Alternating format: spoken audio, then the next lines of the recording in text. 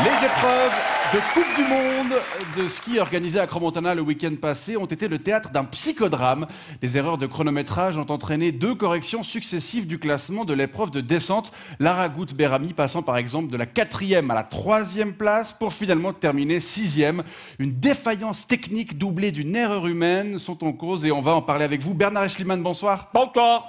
Vous êtes journaliste à la rédaction des sports de la RTS. Alors pour commencer, rappelez-nous ce qui s'est passé précisément. Eh bien, la connexion entre les cellules de chronométrage placées sur la ligne d'arrivée et la cabine de chronométrage où les chronométreurs sont installés avec leur chronomètre, cette connexion a été perdue, ce qui fait que les chronométreurs de Swiss Timing ont dû recourir à la chronométrage manuel pour chronométrer le temps des coureuses. Il n'y a pas un système de secours si le chronomètre électronique tombe en panne? Si, il y a un système de secours également électronique. Il s'agit du chronomètre B, mais, oui, qui prend le relais du chronomètre A. Si le chronomètre A tombe en panne, mais en l'occurrence, le chronomètre B est également tombé en panne. C'est complètement dingue. On sait pourquoi? Oh, il semblerait que les chronométreurs de Swiss Timing installés dans la cabine de chronométrage avec leur chronomètre n'ont tout simplement pas eu de bol. Et c'est donc le chronométrage manuel qui a remplacé le chronométrage électronique, c'est bien ça? Tout à fait, c'est ce qui s'est passé dans la cabine de chronométrage. Comment ça fonctionne concrètement? Ça fonctionne à peu près comme à la gym lorsque le prof, monsieur Lebas, disait « Stop !» sur la ligne de départ de 800 mètres en appuyant sur son chronomètre manuel et qu'il appuyait à nouveau sur son chronomètre manuel lorsque vous passiez la ligne d'arrivée afin de connaître votre temps. Moi, je faisais 13-22. 13-22, pas mal. Ça va, j'avais encore des pattes. Ce sont des chronomètres qu'on tient dans la main comme qui sont utilisés, c'est ça, oui, qu'on tient de la main, raison pour laquelle on parle de chronomètre. Manuel. Manuel. Ouais, bien joué, ouais, c'est vrai. Ok. Mais on peut s'attendre à des imprécisions quand même avec ce type d'appareil, non? Non, ça va. Vous savez, d'abord, les chronométreurs officiels de Swiss Timing sont plus à l'aise avec leur chronomètre manuel que ne l'était Monsieur Lebas avec le sien. C'est vrai? Monsieur Lebas qui, parfois, devait inventer des temps, car son bitonio restait coincé à l'arrivée à cause de l'alcool sur le bitonio. Ah, ça colle, ouais. Et puis, sécher, ouais. vous savez... il y a une petite marge d'erreur qui permet de s'approcher au plus près du vrai temps, une marge qu'on déduit ou qu'on ajoute au chronométrage manuel, encore une fois pour s'approcher au plus près du vrai temps. Alors, si je me suis bien renseigné, il s'agit de faire la moyenne des écarts entre les temps mesurés électroniquement et manuellement des 10 concurrentes précédentes, celui qui a été victime de la panne, puis de déduire ou d'ajouter ce chiffre au résultat du chronométrage manuel à corriger. C'est ça. C'est tout simple. Ouais, c'est assez simple. En fait, c'est tout simple. En l'occurrence, cette petite marge était de 13 centièmes de seconde, ce qui correspond à peu près à ça. Top 13 centièmes. Ah, non, ça c'est plutôt 15 centièmes, j'ai l'impression. Ah oui, vous avez raison. Top voilà, 13 centièmes. Ouais, c'est juste. Ouais. Voilà.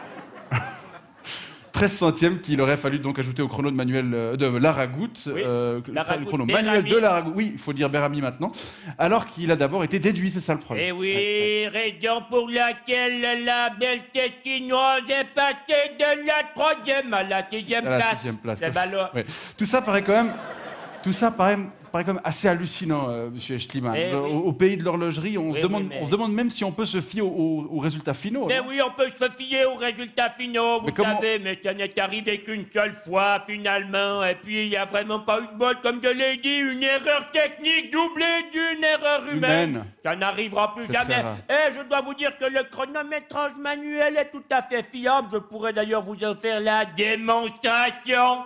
Si vous étiez d'accord de piquer ici un petit sprint. Ou là, sur le plateau? Oui, mais alors il faudrait mettre cette puissette parce que je doute que vous puissiez faire un sprint avec vos pantalons de hipster bobo qui vous moulent les roubignoles. Allez, ok, volontiers. Ça marche. Je vous explique la démonstration. Nous avons placé une cellule chronométrique dans le public ici, une autre ici. Ça permettra de mesurer votre temps de course électroniquement. Ça va. Vous avez déjà vu des genoux. Ça va vachement bien avec mes chaussettes en plus, c'est cool. Magnifique chaussettes. Ouais. Oui. Et puis ensuite de quoi, eh bien, je procéderai au chronométrage manuel sur la même distance, ce qui nous permettra de comparer les deux chronomètres. Ça fait vraiment la différence, ces shorts, à part ça. Je me sens vraiment à l'aise, hein. Allez vous mettre en place. Mais où? Attention, s'il vous plaît, un peu de je peux me chauffer un peu? Hop, ouais. Un peu de concentration, attention, mettez-vous en place, attention, je vais donner le départ. Ça marche. On est prêt en cabine avec le chronomètre électronique. On me signale qu'on est prêt, attention. Prêt? Bah, je suis pas prêt. Prêt? Ok, c'est bon, c'est bon. Attention, prêt? Partez, feu, top! Attention, top! On m'indique le top.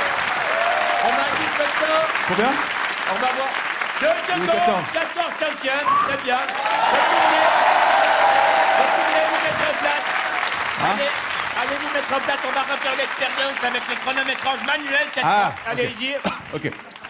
Alors attention, maintenant je passe au chronométrage manuel en place. Ouais, attends, calmons. Vous êtes prêts? Ouais. Vous êtes prêts? Je suis prête. Alors attention. Prêt? Partez. Top. Ah, mais il faut que vous donniez un vrai top, je suis désolé. Hein. Allez, on recommence. Mettez-y un peu. Attention. Ouais. Prêt? Top. Putain. Top. Merci, top. Voilà. Alors 3,18. 3,18. Mais attention. 3,18, mais il y a la petite correction à faire. En l'occurrence, le facteur correctif est de 1 seconde 0,4, Ouais. ce qui nous donne un temps de 2 secondes 14. 2 secondes 14, de même temps, vous comparez que c'est exactement la même durée, la même distance. Comment vous avez fait quel calcul pour arriver à C'est un calcul un peu compliqué que j'ai fait dans ma tête, vous pouvez me faire confiance. Tout comme vous pouvez faire confiance au chronomètre officiel de Swiss Timing, qui sont de grands professionnels, tout comme moi. Ouais, vous nous avez vraiment convaincus, Bernard Schliemann. Vraiment. C'est très convaincant, quand même. Oui, de toute façon, il faut arrêter de chercher la petite bête. Vous savez, ce qui compte, c'est que ce soit les coureurs qui aient confiance sur le système pour qu'ils continuent à dévoiler les pneus comme des beaux diables afin de nous offrir un magnifique spectacle. À nous, les spectateurs assis dans nos canapés à regarder ces beaux diables dévoiler les pneus en buvant des binges, en bouffant des chips, la main dans le slibord à nous gratter les couilles. Merci, Bernard Schliemann, d'être venu sur ce plateau ce soir.